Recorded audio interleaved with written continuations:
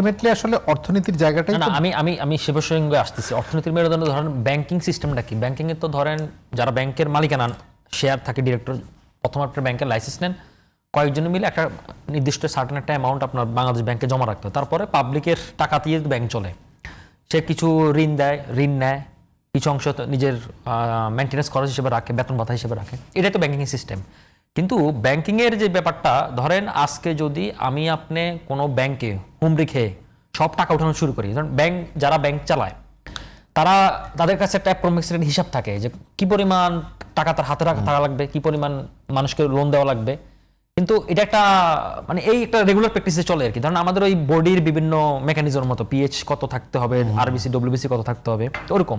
এখন আমি আপনি যখন হুমড়ি খেয়ে যখন আপনার মানে গ্রাহক যখন টাকা উঠানোর চেষ্টা করবে যে কোনো ব্যাংকে, যখন এরকম কিছু কিছু ব্যাংক এরকম হয়েছিল, তখন তারা যারা ফিক্সড ডিপোজিট করেছিল, এফডিএ ট্যাবডে করেছিল, এই টাকাগুলো পাচ্ছে না। মানে এক্সিম ব্যাংক অনেকগুলো ব্যাংক আছে, আমাদের পরিচিত অনেকেই টাকা আটকে আছে এখানে। তো সেক্ষেত্রে ধরেন আপনি যদি হুমড়ি খেয়ে যদি ব্যাংকে আপনি টাকা উঠানোর চেষ্টা করেন, তখন তো ব্যাংকটা কলাপস করবে। যে কোনো ব্যাংক, এটা ইসলামিক ব্যাংক না, যে কোনো ব্যাংকে করবেন। ব্যাংকিং সিস্টেমটাই তাই, মানে অর্থনীতির সিস্টেমটাই তাই। এখন আমার সারাদ তুষার ভাই ওই নিয়োগটাকে পলিটিসাইজ করতে পারেন, তর্কতা সাপেক্ষে আমি ধরলাম সঠিক, কিন্তু এই যে হুমড়ি খেয়ে উঠতেছে, আপনি দেখেন করছে এটা বলেন। আরে কারণ আপনি বিপদে ফেলতে যাচ্ছেন। আপনি তো বললেন 33% মানুষ এখানে কারা পড়ছে, তারা ওরা তো ইন্টারভিউ দিচ্ছে, এটা তো গ্রাহকরা বেশিরভাগই তো ওরা বলতেছে জামাতের পক্ষের লোকজন তো এখানে টাকা উঠানোর জন্য পাগল হয়ে গেছে।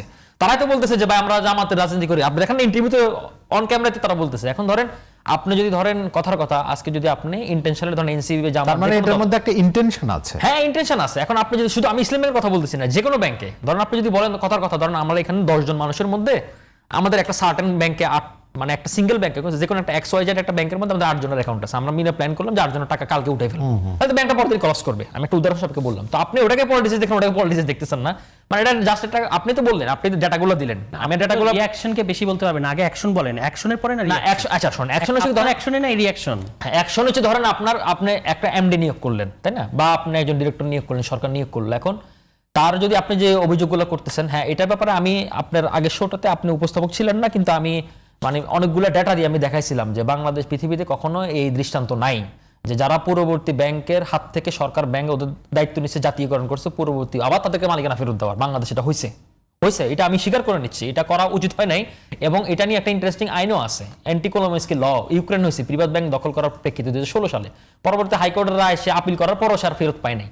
তাকে বলছে ক্ষতিপূরণ দেওয়া হবে, কিন্তু তুমি ব্যাংকের মালিকানা কোনোদিন ফেরত পাবে না। কিন্তু বাংলাদেশ যেটা করেছে এটা ইলিগেল কাজ করেছে, বা এটা রেগুলার প্র্যাকটিসে কাজ করে না, ট্রু।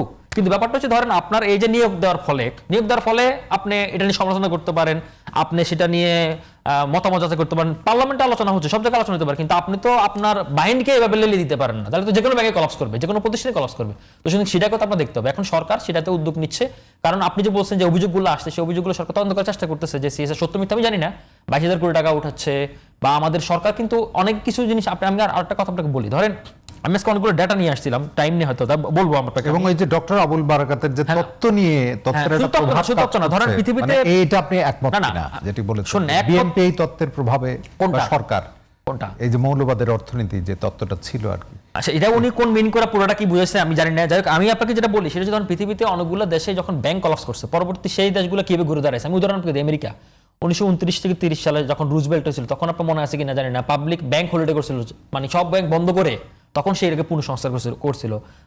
সাউথ কোরিয়া 97 সালের পরে, গ্রিস সাম্প্রতিক সময় উদাহরণ, আইসল্যান্ড, আয়ারল্যান্ড, আর্জেন্টিনা, অনেকগুলো দেশ, উদাহরণ ভিয়েতনাম, অনেকগুলো দেশ করেছে। কিন্তু ধরেন এই জায়গাটা একটা, মানে আমি সংস্কার বলতে জুলাই কেন্দ্রিক সংস্কার কথা বলতেছি না, ধরেন এই সংস্কারটা কি বাংলাদেশে কোনো প্রাইম মিনিস্টার কি সাহস করবে? ধরেন আমি একটা কথা আপনাকে বলি, ধরেন বাংলাদেশে অনেকগুলো সরকারি ব্যাংক আছে এই মুহূর্তে, তার এত পরিমাণ তারল্য সংকট, মানে তার যে স্টাফের বেতন দেবে, স্টাফের বেতনও তার কাছে এত টাকা নাই, কিন্তু এই যে ব্যাংকগুলো চালাতে চাচ্ছে, এখন কোনো সরকারকে দায়িত্ব, মানে এই রিস্কটা কি কোনো সরকার নিতে পারবে, বা কোনো মন্ত্রী প্রধানমন্ত্রীকে নিতে পারবে যে কালকে আমি এই ব্যাংকটা বন্ধ করে দিব, কালকে রাস্তায় 1 লাখ মানুষ নেমে যাবে?